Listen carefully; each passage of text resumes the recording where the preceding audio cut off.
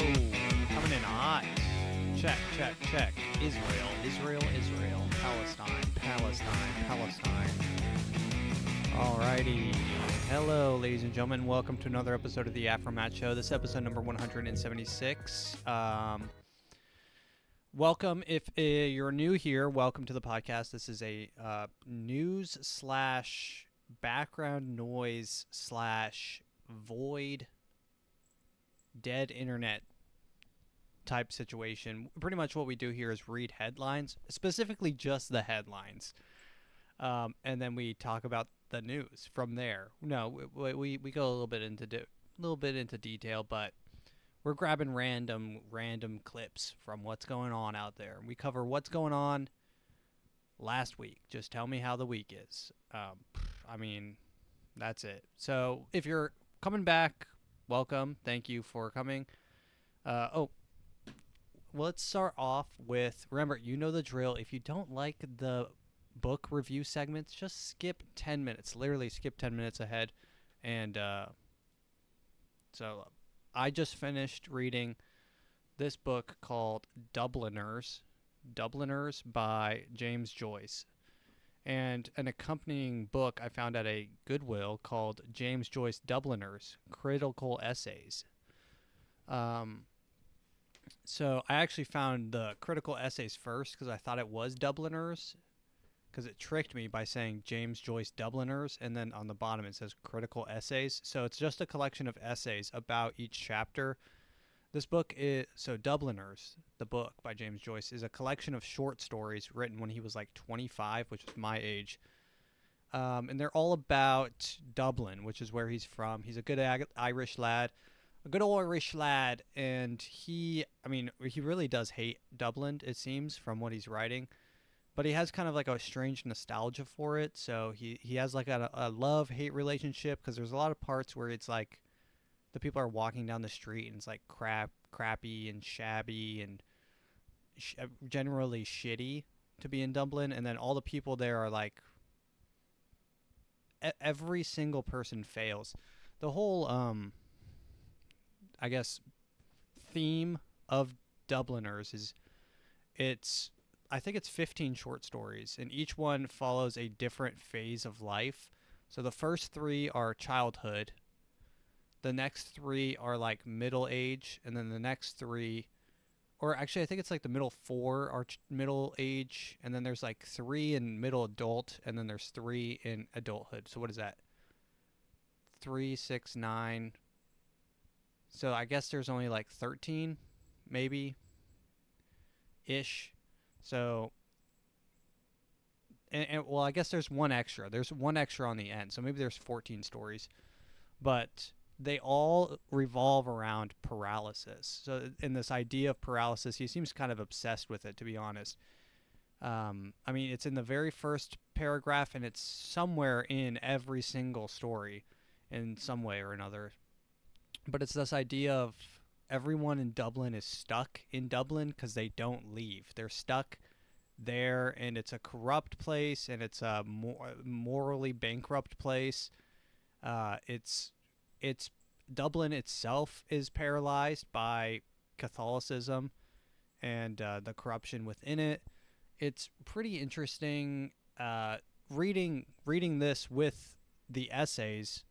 I would read one short story and then jump to the essays, and then read one short story and jump to the essays. So it literally took twice as long because I'm reading twice the amount. But the essays got into kind of like the backstory of the it was like one of those videos like explain like Iron Man 2 ending explained. It was like watching one of those YouTube videos, but on a short story, which is really weird. I've never read a critical essay before, but they're interesting, and people are like doing their theories. These are literally like the biggest nerds, and they're like writing on James Joyce, like his choice of word here, his use of alliteration here, or his use of the word gravely to describe her nodding her head. All these little pieces are like James Joyce, I guess, is famous for being a meticulous writer. Like every single, I think there's a story about James Joyce, his brother coming in, which is his name was Stellanis or something like that. His brother came in. He's like, "How was writing today?" And James Joyce was actually, like on his desk, like crying or whatever. And he's like, "What's wrong?" And James Joyce is like, "I only wrote 5 words today," and his brother's like, "Whoa, that's actually pretty good." And James Joyce is like, "No, I don't know what order they're in." So he was like, that's sort of the type of person James Joyce was. Is he was like a meticulous freak. Like, I mean, he was a amazing writer. I mean, the writing in this is fantastic. I mean, let me just flip to a random page. Sometimes he was full of smolder. I just flipped to a random page and read one of the highlighted parts that I underlined here. So he was full of smoldering rage and revengefulness. He felt humiliated and discontented. He did not even feel drunk, and he had only 2 pieces in his pocket. He cursed everything. Oh, this is the story about the guy who went home and beat his kid. Yeah, so I mean, all the stories are a little bit sad. I'm trying to think of what my favorite short story was. Everyone says The Dead is the best one. Here's a good passage from The Dead. This is a little segment here. I think he's giving a speech. The generation which is now, the wane among us, we may have had its faults, but for my part, I think it had certain qualities of hospitality, of humor or humanity, which the new and very serious and hyper-educated generation that is growing up around us seems to me to lack. So I mean, each and it's written in that kind of not old English. This guy actually reminds me of a lot of Chekhov, Anton Chekhov, which is actually my favorite short story writer that I've read, Anton Chekhov, and he reminds me a lot because it's like little snippets, and they don't really mean anything. Yeah, they don't really mean anything. Well, I mean, okay, to say that this doesn't mean anything is crazy because it's all about it. It's packed with meaning, but the stories themselves are such, you know, like a guy falling down the stairs and bumping his head and biting his tongue becomes a story. So it's like not really eventful, is what I'm saying. But I mean, I don't know how to do it justice because I mean, it was kind of a boring book. At parts, some of the stories were boring. Some were actually really cool. There's one story where this kid ditches class with his friend, and they go to this place. They're going to the pigeon house, and this guy comes up to them while they're sitting eating their biscuits or whatever, and the guy starts talking to them about all the pretty girls, and he's like, I bet you have a ton of, it's like this old man comes by and he's like, I bet you have a ton of little girlfriends or whatever. And then the little kid is like, I guess, yeah. And the guy's like, oh yeah, I bet you do. I'll beat you or whatever. And he starts like talking about how much he wants to beat little boys and like whip them. Like he literally says to, I guess back then whipping kids was normal, but he's like, God, let me see if I can find it. It actually made me laugh. But then it's weird because the guy goes and like beats off. It's so weird. It's called an encounter, I think. Yeah, an encounter. Let's see if I can find this part. Oh yeah, this guy is freaky. This guy's a real freak. Saying that it would be a very... Oh, wait, no, not this one. His mind, as if magnetized again by his speech, seemed to circle slowly around its new center. He said that when boys of that kind were ought to be whipped and well whipped. When a boy was rough and unruly, there was nothing would do him any good than a good sound whipping. A slap on the hand or a box or on the ear was no good. What he wanted was a nice warm whooping. I was surprised at this sentiment and involuntarily glanced up at his face. As I did so, I met the gaze of a pair of bottle green eyes peering at me from a twitching forehead. I turned my eyes away again. The man continued his monologue. He seemed to have forgotten his recent liberalism. He said that if he ever found a boy talking to a girl, or a girl having a girl for a sweetheart, he would whip him and whip him, and that would teach him not to be talking to little girls. And if a boy had a girl for a sweetheart and told lies about it, then he would give him such a good whipping no boy ever got in the whole world.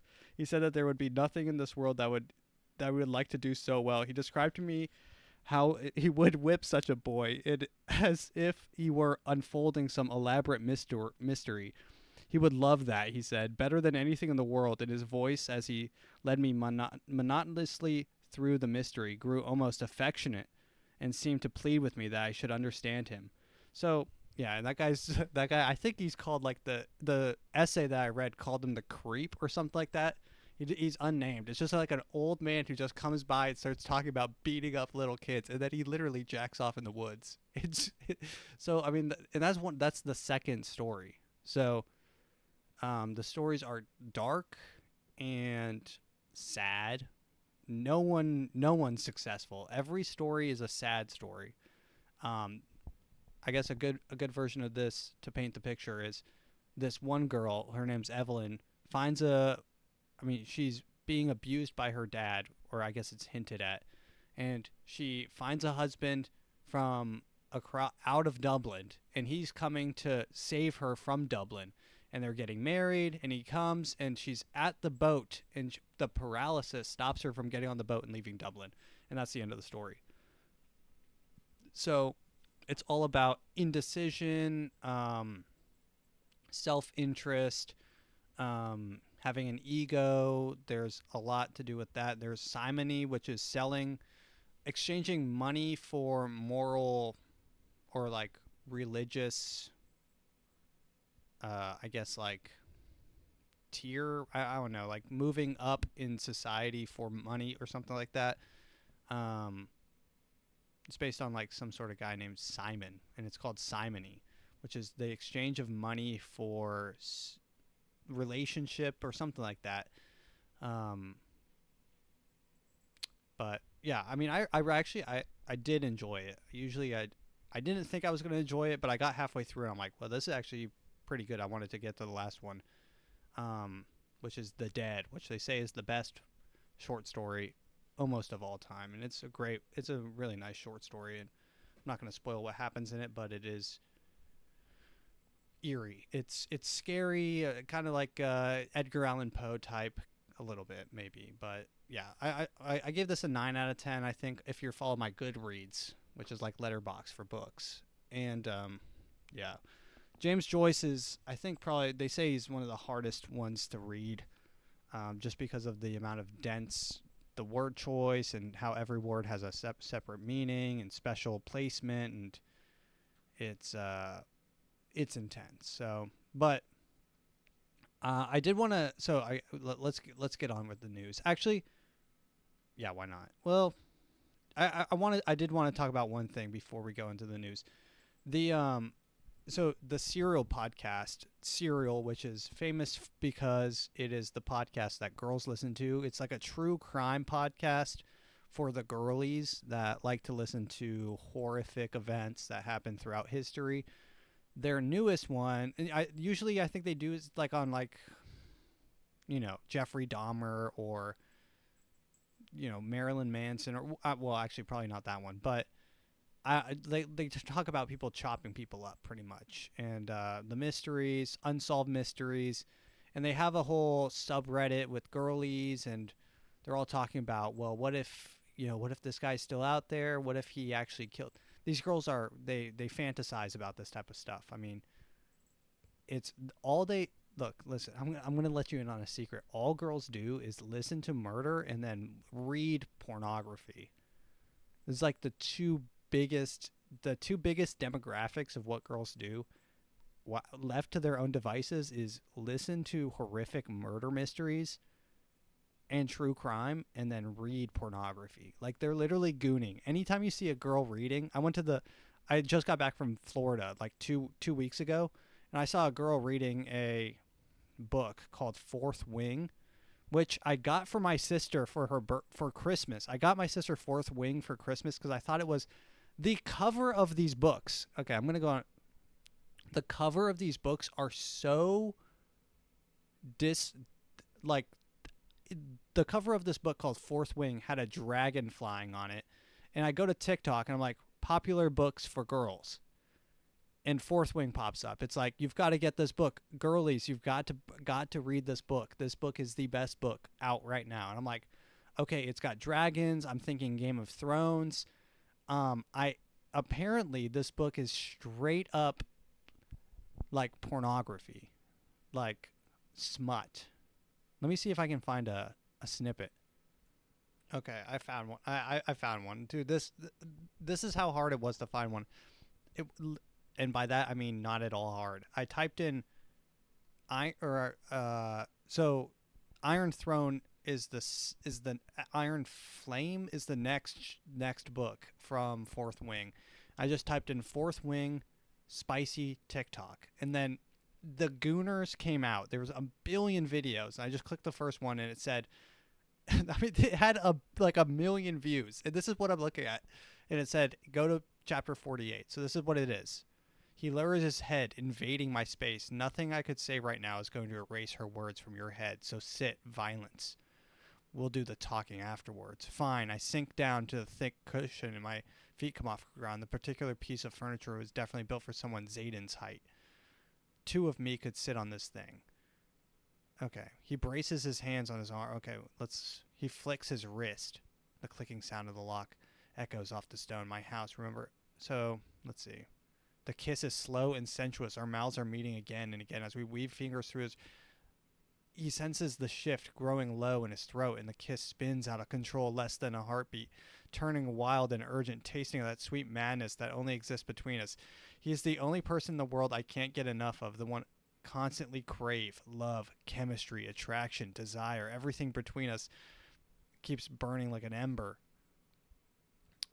Ragged as he orders me to lift my hips. Guys, I don't even know if I can read this on YouTube. He hooks his fingers inside the waistband of my pants in my underwear, then tugs them down my legs, kissing the tops of my thighs in the curves of my knees, and every inch of my skin he uncovers, drawing soft sighs and impatient whispers from my lips.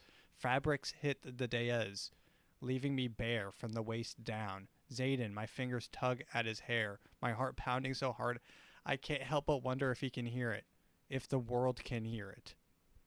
Instead of rising so I can get my hands, he pushes my knees wide. I gasp at the cold rush of air between my thighs, but an instant later his mouth sets me on fire as he drags his tongue from my slick entrance to my clit, while white-hot pleasure streaks through my body like lightning, and I cry out, the sound filling the hall. Okay. So, I mean, like, this is the kind of... I say all this to say, when I was in Florida, I was literally on the beach, and the person next to me was reading this book on the beach. Like, is this a beach book? Am I going to be open and watching, blacked.com at the beach? No. The answer is no. I'm not going to be doing that.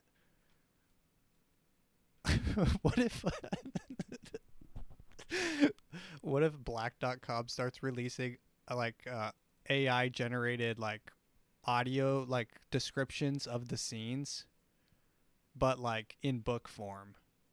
So it's it's like reading but porn, which is, I mean, I don't know. I mean, it's not... I wouldn't call it literature, and I'm not going to get into the whole book talk girly thing because girls will come at me. Like, seriously, girls will come at you. They're almost as bad as they love that shit. They love being able to read porn on the bus, at work. Dude, this is the craziest thing. Is I saw one of my coworkers used to read a lot, and I saw her reading a book. And now every time I look at a girl reading a book, I have to wonder if they're leaving snail trails. Are you getting... What's going on? What's going on in those words? The words, I realize, are crazy. That's a book, and that's in schools probably. That book honestly is probably in schools. Fourth Wing. I bought that book for my sister, not knowing anything that's inside of it. It has a picture of a two guys, like, no, it has like a dude flying on a dragon. I'm like, Game of Thrones. Yes, let's go. This looks good. But no, it is straight up pornography. So, and that's, guys, that's tame. That is tame. There's literally there's a book called, oh God, I think it's like the worst. They call it the worst one of these books. But if you ever see a girl out there reading, like, I think it's called Hunting or Haunting Adeline, that book is literally like rape. It's about consent, not consent. And it's just a book about that fantasy. So this is what the girls are reading. Like, that's a book that people will pick up and they're like, yeah, let's do a little bit of light reading today. Let's sit on the couch and read someone be taken against their will with a gun against their head. Let's do a little bit of light reading today. I mean, and then they'll turn that off, and they'll be, when they're bored with that, they'll go and listen to someone who was dismembered and lived to tell the tale on a podcast. So this is, I mean, living in the mind of a girl. I mean, the fantasies, the I don't know what's going on. I don't know. And these are the thoughts I'm thinking every time I see a girl reading a book. I'm like, okay, is that pornography? And the next thought, if I see them with an earbud in, I'm like, okay, are you listening to someone be dismembered right now? Tell their tale of how they were dismembered and how maggots grew in their arms. Great. So, I mean, yeah, let's just get on with the news now that I'm finished with my my woman rant.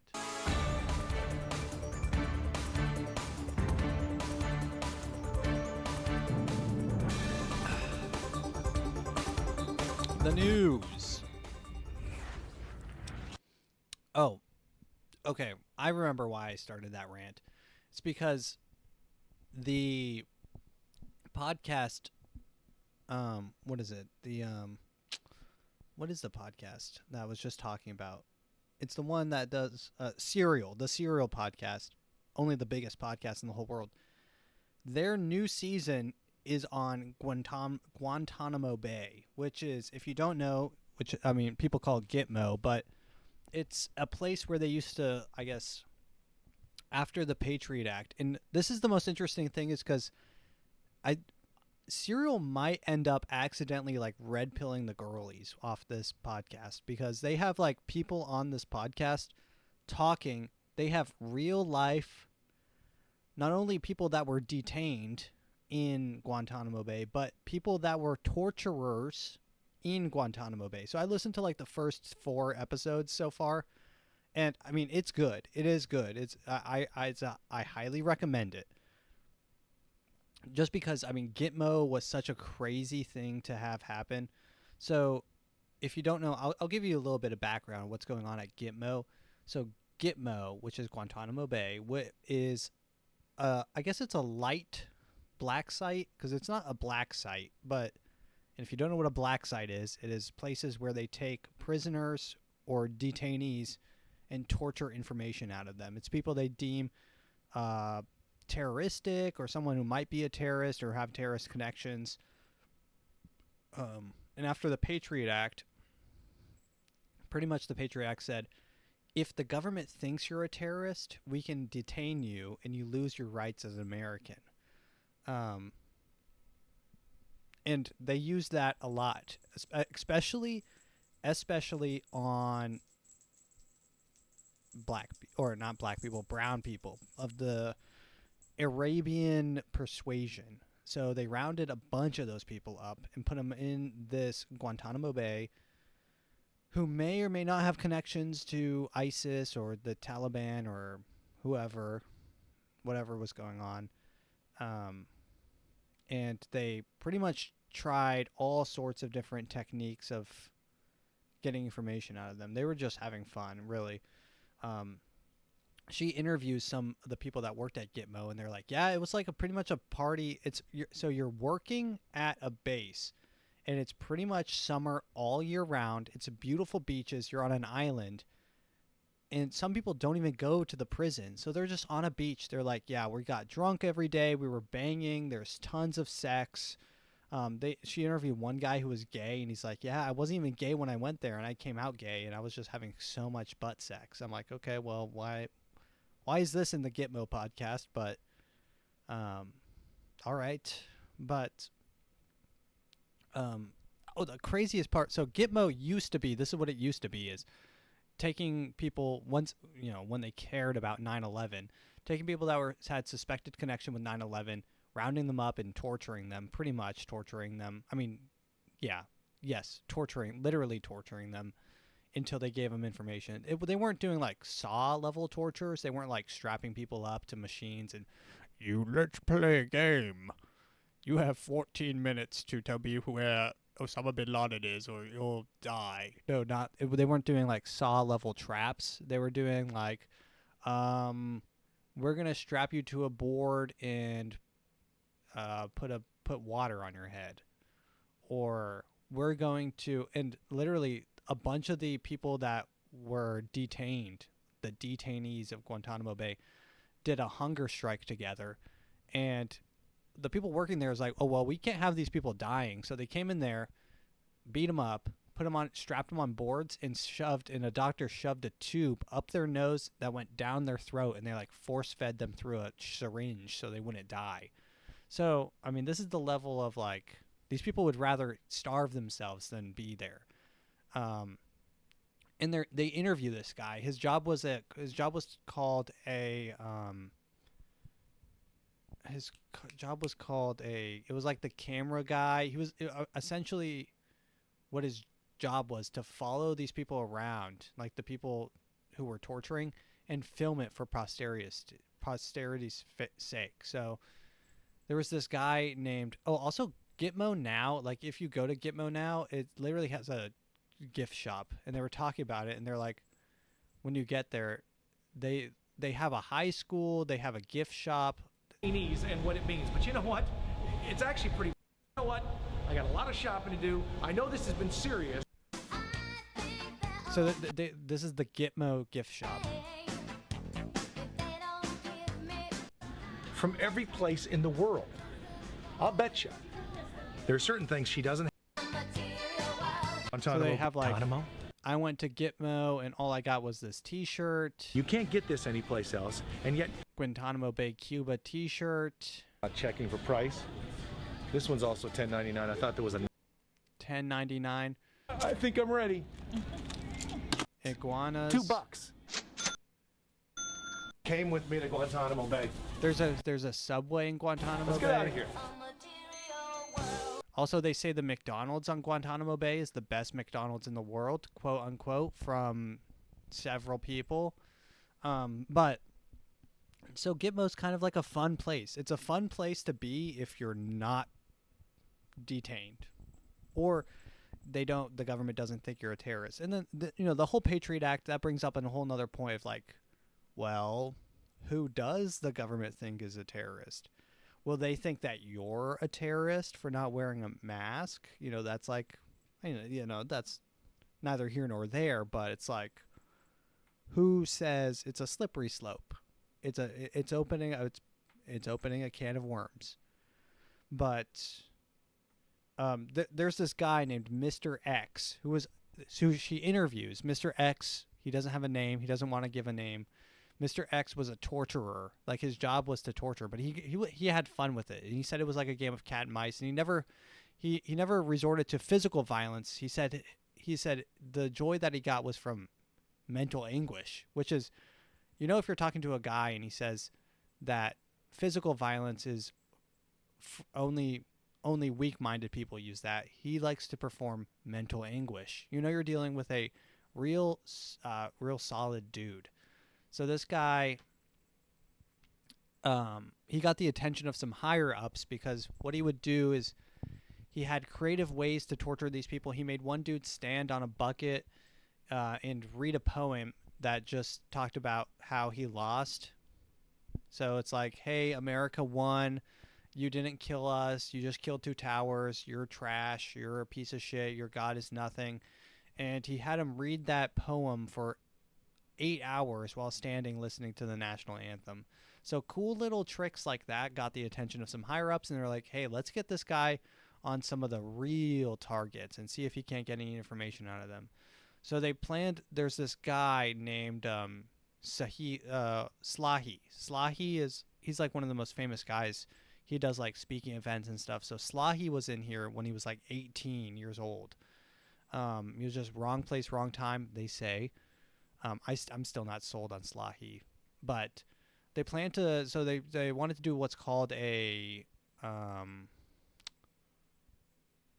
rendition, which is when you take a prisoner and you give it to another country, and then you just say, here's a prisoner, you can do whatever you want with him. So they did a fake rendition where they took Slahi and they drove him around. They put first off, a bunch of soldiers came into a room and beat him half to death. His lip was bleeding, his eyes were swollen. Then they put blackout goggles on him, put a bag on his head, and carried him out, and then threw him into a truck, and then they drove him in circles, and then they put him on a boat, and then they drove the boat in circles for like 3 hours. Literally, they drove a boat for 3 hours, and then they brought him out, and then they hired 2 guys that worked for the army that could speak Arabic, and they were like supposed to argue and talk like, oh, thank you for the prisoner, we're gonna treat him so bad, we're gonna cut his skin off, and they were talking some crazy shit, and then they made him drink seawater.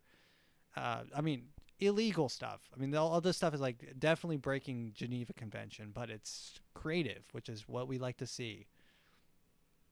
So yeah, they wanted to, and the funny part is that they wanted to make him think that he was transferred to a truly evil country, like Egypt is the example they use. So they're like, yeah, we're transferring you to somewhere that really will hurt you, like Egypt.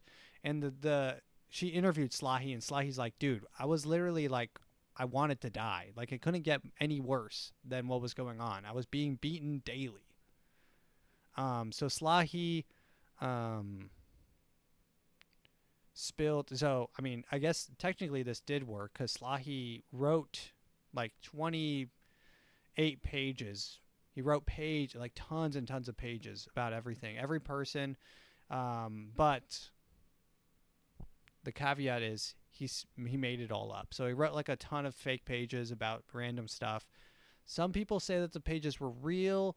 Some people say that they were fake, but he was pretty generic. He's like Mohammed and Abdul and whatever, all these people. Yeah, like good luck finding Mohammed. There's a billion of them. But another guy, his name's Zuli, worked on his case after Gitmo. He was the guy who beat like the living shit out of this guy. So Mr. X was kind of that guy who's the psychological. Zuli is the guy who came in and beat the shit out of him, and they were kind of like good cop, bad cop. And so Zuli, after this case, left. He used to work as a Chicago homicide case guy. He left, and when he went back to Chicago, currently he has multiple reports of misconduct and coercion by violence. So he has a record of being like a bad guy. Well, I guess technically now he's retired, but he had all those cases open. Also, Mr. X, the psychological guy, had a psychotic break when he got home. So, I mean, good dudes all around. And so, I mean, guys, just go listen to the podcast. It was super, super interesting. I'm going to be listening to the rest of it here soon at work. But let's get into the news. Did we already? I don't know. We'll do this again. Oh, I think we already did. Whatever.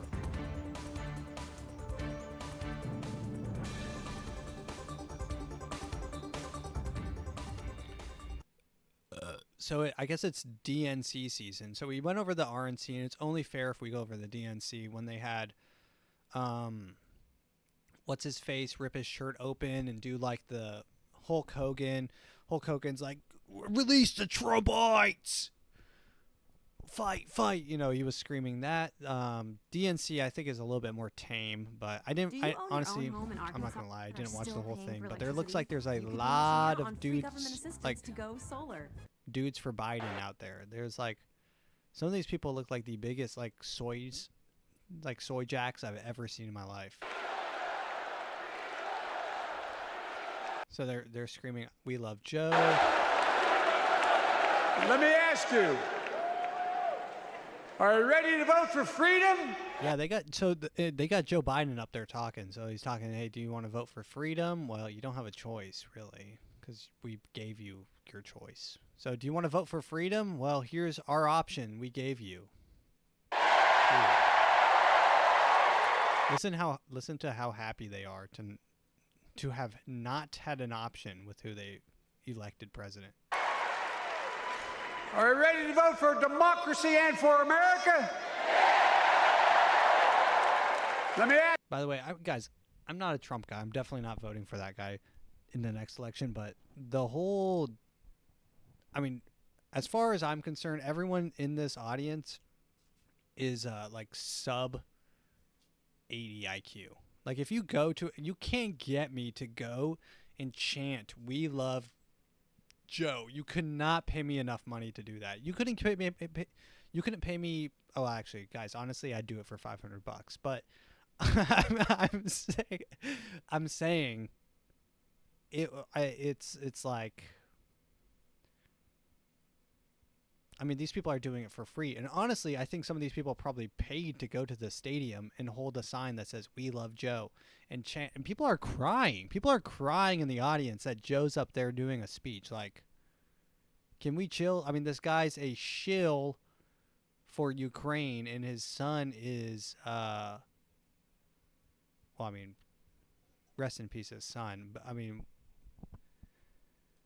Ask you. Are you ready to elect Kamala Harris and Tim Walz, President and Vice President of the United States? Behind me, a Capitol just 2 weeks before had been overrun by a violent mob. I'm not too sure what he means by 2 weeks before was overrun by a violent mob. I think he's talking about Jan 6, which, guys, listen to this.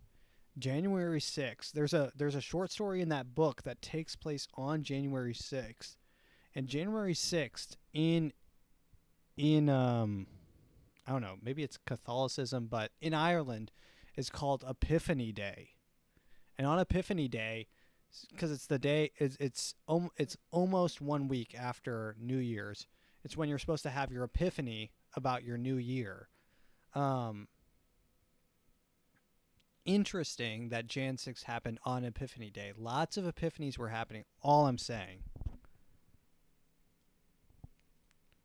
Let's see what this one is. Beginning to fight for 50 years to give Medicare the power to negotiate lower prescription drug prices. Oh. We finally beat Big Pharma. Yeah, Joe Biden was coming out with some angry energy. He was giving out some angry vibes.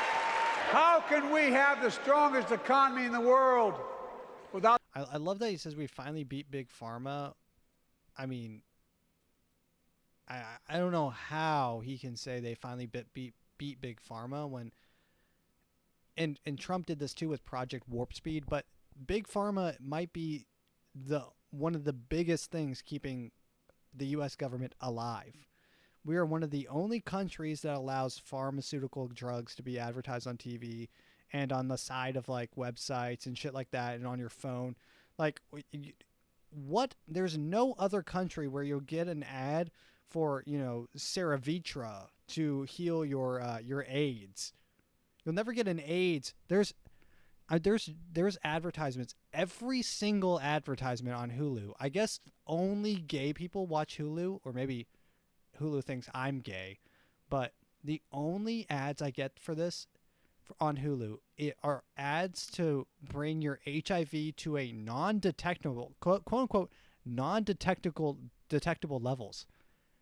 I mean, guys, am I confused here, but do you still have HIV? It's just not detectable. It sounds like they're trying to scam someone and give them AIDS.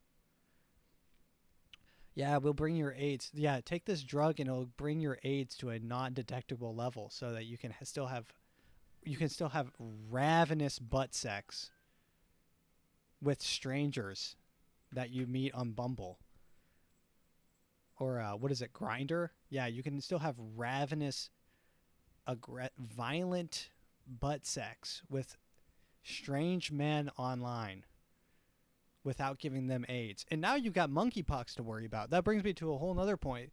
They're trying to shut shit down with monkeypox. So I mean, we're just gonna go cruise right in. Monkeypox. I mean, also, I don't know why they're calling it mpox. I'm gonna call it monkeypox because monkeypox just sounds funny. Will it cause a COVID-like lockdown? Mpox is now considered a global health emergency as cases surge in Central Africa and a new subtype of virus which causes severe illness spreads to multiple countries. God, why do the craziest viruses come out of Africa and Asia? Like China with COVID.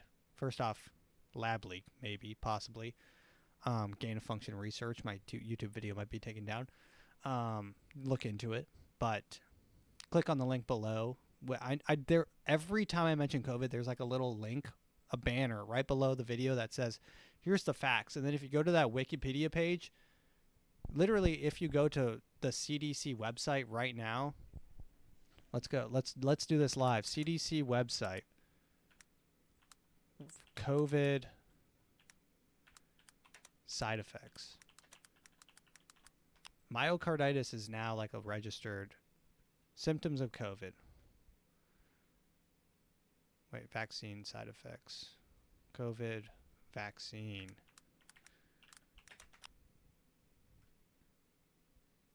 Selected as adverse effects. So this is straight from the CDC website. Let's see.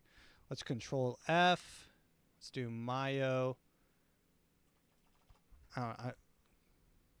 There we go. I was spelling it wrong. It's myo with a Y. Myocarditis and pericarditis after COVID vaccination. Myocarditis and COVID are rare. Myocarditis is inflammation in the heart muscles, and pericarditis is inflammation of the outer lining of the heart. Most patients with myocarditis and pericarditis after COVID-19 vaccination respond well to medicine and rest. I'm sure they do. I'm sure you'd love to give them more medicine and rest and felt better quickly. In most cases have been reported after receiving the mRNA COVID vaccines. To date, evidence benefits.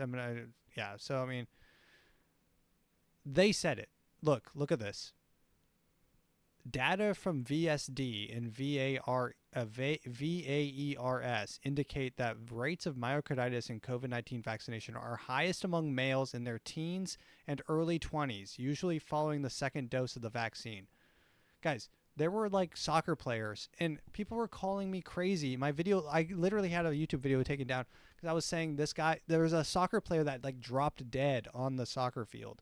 He was like 20 years old. And I'm like, COVID. Right there. It affects males, teens to 20s after second dose. I mean, there was a kid, and it's sad to hear, but there was a kid, I think in my office, one of their sons or something died by a heart attack. I'm like, man, like maybe that was the vaccine. Like kids, 20-year-olds shouldn't have heart attacks. I don't think, unless they're like 400 pounds. Or they have diabetes, or they're like literally like a weightlifter and they're doing like massive amounts of like pre-workout and like snorting caffeine pills and shit. That will explode your heart almost instantly. But like just like a normal 20-year-old, his heart shouldn't be exploding. But you know, you guys can't talk. We can't talk about that shit because it's off limits. My mouse just died. Fuck. There we go. It's back. Got it plugged in. So what is this? Mpox is now considered a global. In response to growing outbreak in the Democratic Republic of Congo, the neighboring countries of Africa, 14 declared Mpox World Health Organization declared Mpox a public health emergency. 33,000. So, Jesus. So 100,000 people worldwide have had Mpox. The virus is split into two clades, 1 and 2. Clade 1 generally causes more severe disease and deaths, with past outbreaks killing 10% of those infected. Clade 1 Mpox is endemic or regularly found in Central Africa. Clade 2, which caused the multi-country outbreak, tends to be a milder form. Yeah, I mean, also, am I crazy, or is it only gay sex where you get this thing? Like, monkeypox, God, I almost called it Mpox, is only spread by gay sex. Like, I saw a picture of a dude on Twitter who got monkeypox, and it makes you look like you're a leper. Like, it literally looks like your skin, you're growing cysts. You're like, it literally looks like you grow like distended, like AIDS ass on your face, like little assholes all over your face. And it looks bad, and your skin and your fingers, and it's gross. You look gross, and it looks like your skin's falling off. You get oily and gross and sweaty. It is a scary disease. It's way scarier than COVID, but it's not scary because I'm not gay, and I'm not having ravenous gay sex with strangers online that I meet at. Not even online. Dude, gay people are some of the horniest people on the planet. They have like special codes. Like, I don't know if this is for lesbians or just for gays, but there's a carabiner that you can wear on your left or your right side. If you wear it on your right side, it means that you're a top. If you wear it on the left side, it means that you're a bottom. And people are literally just eyeball your carabiner, and then you'll go home and you'll have gay sex, where it sounds like a WWE wrestling tournament.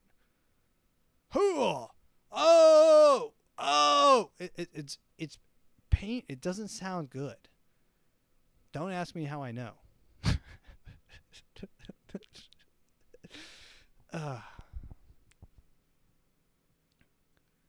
And on August 19, the Philippines reported a new case of Mpox. The patient had no travel history outside the Philippines, and officials are waiting to test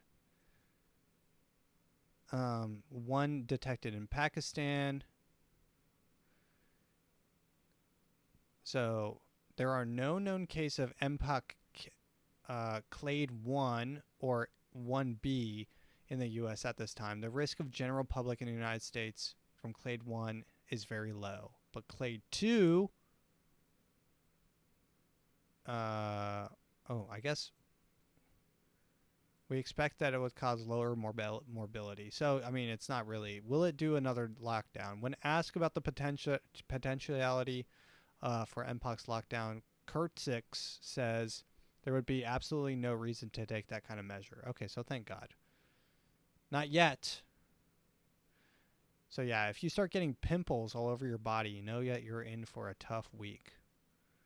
How to prevent monkeypox? Let's see. Avoid close contact with people, or people that have a rash like Mpox. Avoid contact with animals that can carry Mpox. Get 2 doses of the Mpox vaccine. Okay, nice. If you're at risk. At risk, I assume, means gay.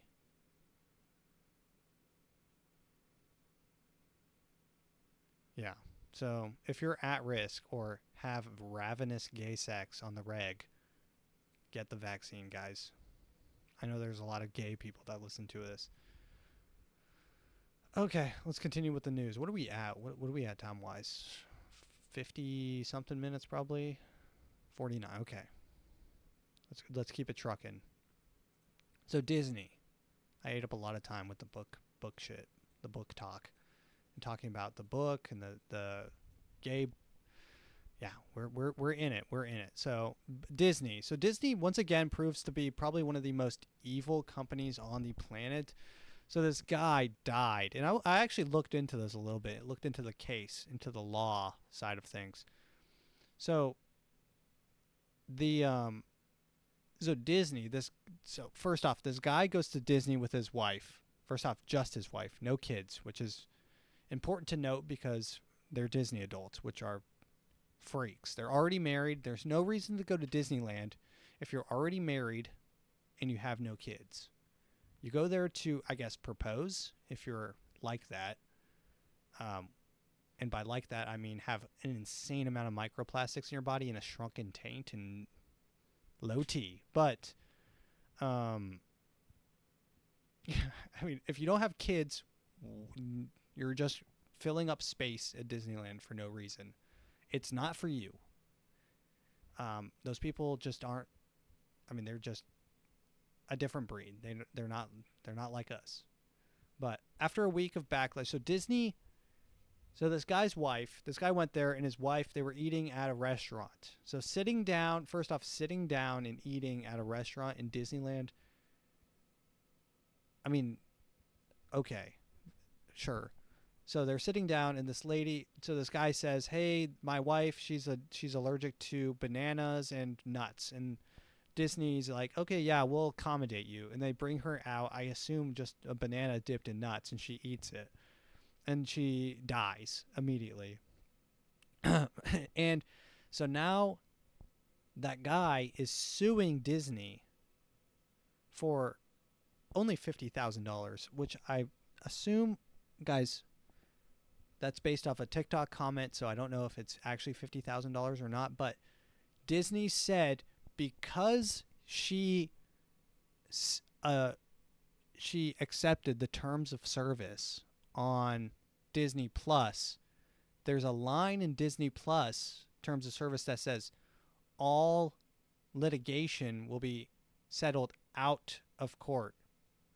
So they don't want it to go to court. They don't want to go to a jury. So they're trying to settle outside of court. But since then, so here's Disney has decided to waive its rights of arbitration and have the matter processed in court.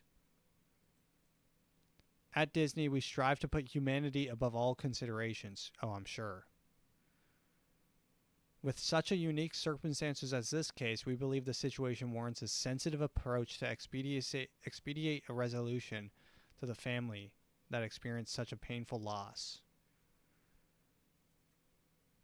We are reasonable efforts in our sources preparing to handling procedures to avoid introduction of named allergens.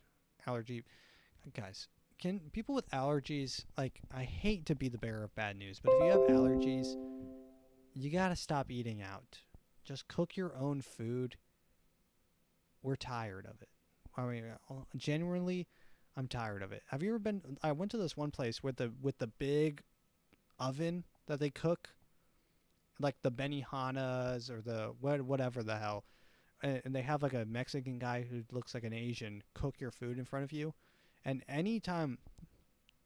almost every time, there's one person who's like, "Yeah, I'm allergic to nuts." So then they have to like scrape off a separate side and just do like a little mini party for them. And it's like the most depressing thing. Like, why are you eating? Why are you eating here? Stop ruining everyone's fun because you can't have nuts. It's annoying. I saw that there's a way to actually, I saw this guy, he was allergic to nuts, and he cured himself by eating like small micrograms distilled, like super distilled, like 1/1,000,000th of a milliliter or whatever inside of a dropper. And he would slowly introduce peanut. Guys, I'm not saying to try this. This is not backed by anything but a TikTok video. But apparently he was able to, I guess like the guy who poisoned himself in, spoiler alert, The Princess Bride at the end, when he puts poison in the thing and then they switch him and he's like, "Well, I've been feeding myself poison for 18 years. That but he just gives himself a little bit more peanuts, and now he can eat peanuts. So I'm not saying everyone should do that, but I'm saying if you have peanut allergies, don't ruin everyone's day. But apparently, so Disney's backing off from being the worst person of all time, and now they're saying, well, I guess we'll go to court, which is also not being a good person, but they're just being not the worst. So they start off saying, oh, you can't sue us because you accepted terms of service. And now they're saying, oh, let's go to court, which is like, okay, you're still evil, an evil corporation for $50,000. I saw this happen. This was 10 days ago, but former YouTube CEO found dead at UC Berkeley. The teen's grandmother confirmed the death on Facebook, posted the day after he was found unresponsive in his dorm. The 19-year-old son of YouTube CEO Susan Wojcicki was found dead at the University of California, Berkeley on Tuesday. The student who lived at the Carl Clark was found unresponsive. The victims, so his death, yeah, I guess, let's see what they said. No signs of foul play. Sure. So this was in February of 2024, February of this year, February 17th. As of 10 days ago, Susan Wojcicki herself has died at age 56. So first her son, and now her. We gotta ask some questions here. Now it's getting interesting. So your son dies. First off, why did your son die first? That's a strange thing. So rest in peace, Susan. How did she die?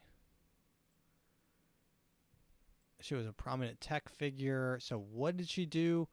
Was she not doing something that they wanted on YouTube? At YouTube, which is acquired by Google in 2016, oversaw the site and became the web's most popular service. So, yeah, she was a billionaire. I mean, this proves that being a billionaire can't keep you alive past 56 sometimes.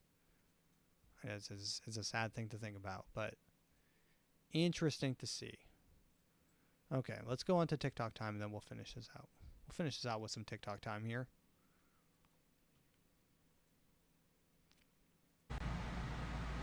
So yes, it is true. I did give a girl over $2,000 worth of TikTok coins, and I'm gonna give her the universe. We're just friends. She actually lives on the other side of the world. And the greatest thing about this situation is, I've never had a girlfriend before. I've never had a single date.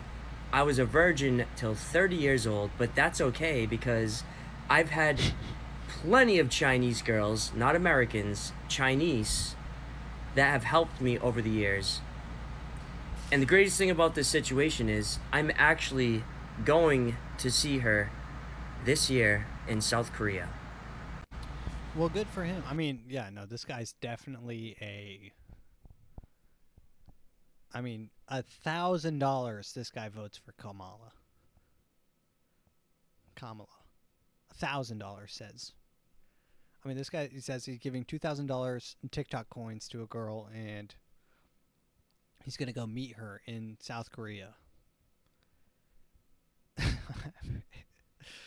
My brother in Christ, you are lost. This is a lost man, and he needs to find his way.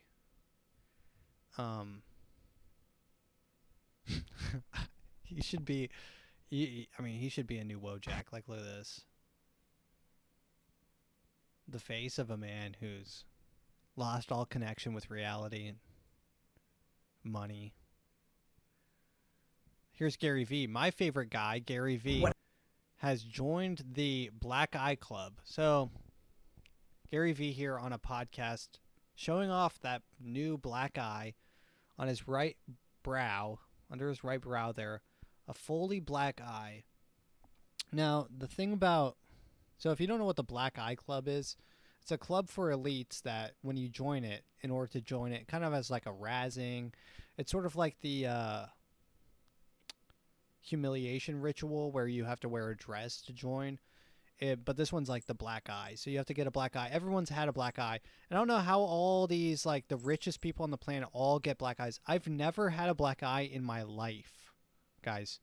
I'm on skateboards. I'm on scooters. I was on a moped. I rode a BMX bike. Never had a black eye. I'm probably in more black eye situations than these people are in general.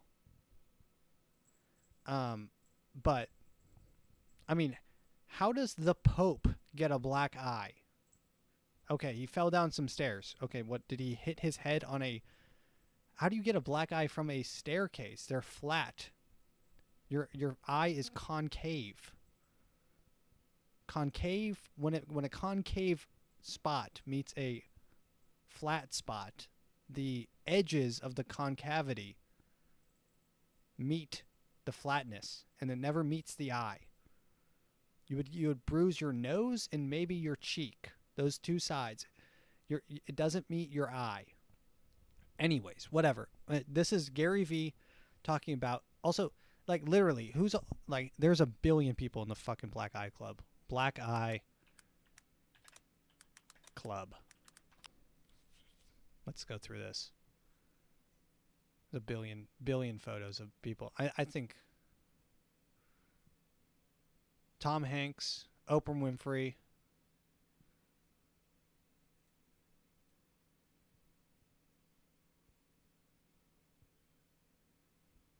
What is this?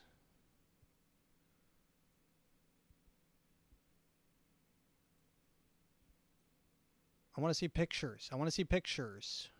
Show me pictures. Here we go. Kanye West, Steve Buscemi. Adam Sandler. I don't know. I don't know. The Pope.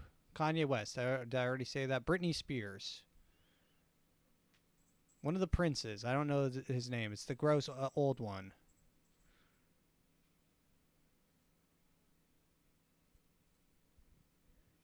Sorry, I'm back. Someone was at my door. But yeah, let's listen to Gary V. What happened in the last 24 months is organic social has changed from how I grew up, where you get as many followers as possible and a percentage see it, to the algorithm. The AI is so good now. When every brand. I don't really honestly care what he's saying. I just got this because he's joined the Black Eye Club. Let's watch one more video. 2 more videos. Why not? This is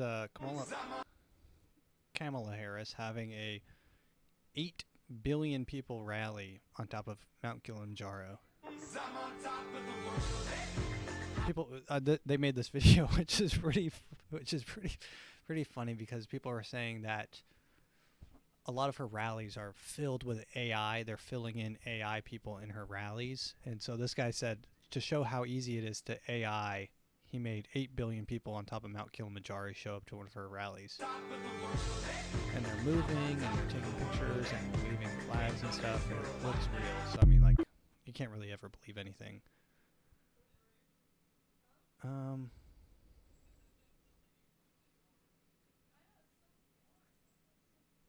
do this one. These girls are so dumb. But yeah, I'll just play the clip. These girls are like running. I guess they're like leaving a club, and there's a literal shootout right next to them. They think it's fireworks. Anyways, we vlogging. You hear those? Anytime you hear a ding, that means a bullet was a near miss. Or like a zing. Whew, that's a near miss. Firecrackers! Firecrackers! Firecrackers. Firecrackers! We're good. Where are they? Where they're shooting this much? Like that one was a near miss. This one that sounds like it hit close to them, a sign. Firecrackers! Fireworks! It's fireworks. We're good. You hear that ding? It sounds like the Wild West. She's like, she's so dumb. Not firecrackers. Those are blicks with switches. Oh yeah, I saw. I will. I will show this video just for posterity's sake because this will probably be taken off. They have delivered pallets outside of Chicago. Apparently, there's supposed to be a big rally or something. Something's supposed to happen in Chicago, and they're dropping off bricks. Once again, they dropped off bricks during. They're always in these. It's called COINTELPRO. They, and by they I mean the FBI, are always inside of these groups. They're in the Discords. They're sharing memes. They're literally saying the N-word. They'll do anything to think that they're one of you, and not that saying the N-word. I'm talking about that's on the Trump side of things, okay, and on the I'm just saying that to say how the lengths that they'll go to try to convince you, like they'll say anything. But they're in and they're provoking. They're like, hey, let's all meet out Chicago and let's throw some stones. And then they drop off these bricks and they try to raise the stakes, right? By the hospital, there's just a pallet of bricks down here. And this one dude. And they have another. There was another video like this during Black Lives Matter where they were dropping off just pallets of bricks showing up. Great. Just going to Home Depot at 3 a.m. in the morning, dropping bricks off where you know there's going to be a riot. Okay. Are you trying to keep it peaceful? That doesn't sound like you're trying to keep it peaceful. But all these people are in and they're in the Discords and they know. Hanging out. This is so fucking weird. Like what? We're going to fucking fuck up a hospital? Who the fuck is this and why? It's the FBI, dude. This is ridiculous. Why are they here? That's exactly what I'm fucking wondering. Okay, so you're on our side? Yeah, no, man. Dude, that guy's definitely not on your side. This guy sounds like a fed. Side? Yeah, no, man. Dude, what the fuck? Dude, I don't know. I got here, and the cops were already here, and they're like, You're kidding me. Just got a call about it. Like, 5 different calls have gone into 3 weeks. Is this a hospital? This is a hospital, too. Dude. Yeah, so they're dropping pallets of bricks off at hospitals. Trying to keep it real peaceful. All right, that being said, ladies and gentlemen, thank you for listening. If you enjoyed this episode, please share it with a friend. If you didn't, tell me why below. Goodbye.